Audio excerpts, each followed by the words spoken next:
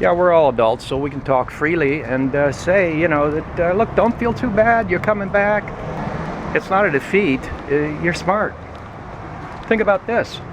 We went to Ecuador, and before we got there, or when we got there, we were gleefully, how shall I say, we were so happy that it was a non-GMO country. They had all these, everything is organic, everything's fresh, and it is fresh.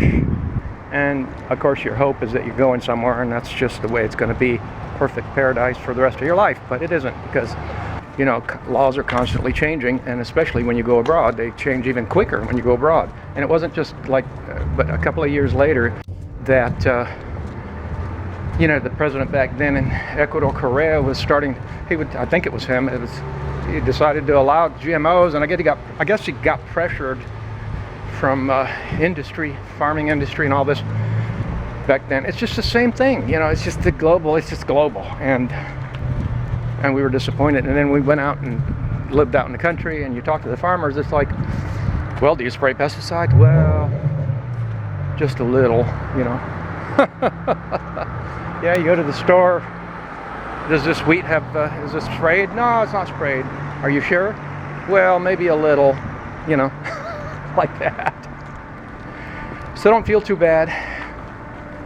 And yeah, you go here to the Dollar General, everything on the shelf, I haven't found anything that doesn't have just poisonous stuff in it that'll just kill you in the long run,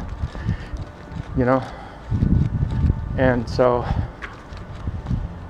but the winds of change have blown in, and we see now that maybe things will change with the food here, but we've always had to be do-it-yourselfers as much as you can.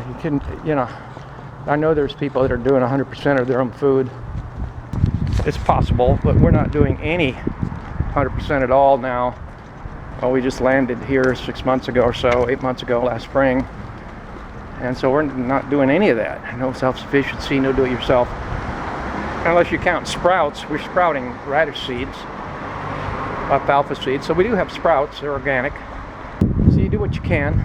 And I know I was at a different store yesterday, and it's and you see a package and it says whole wheat spaghetti, gluten-free. And of course we never bought into that gluten thing. And gluten-free, right? I'm not going to argue that.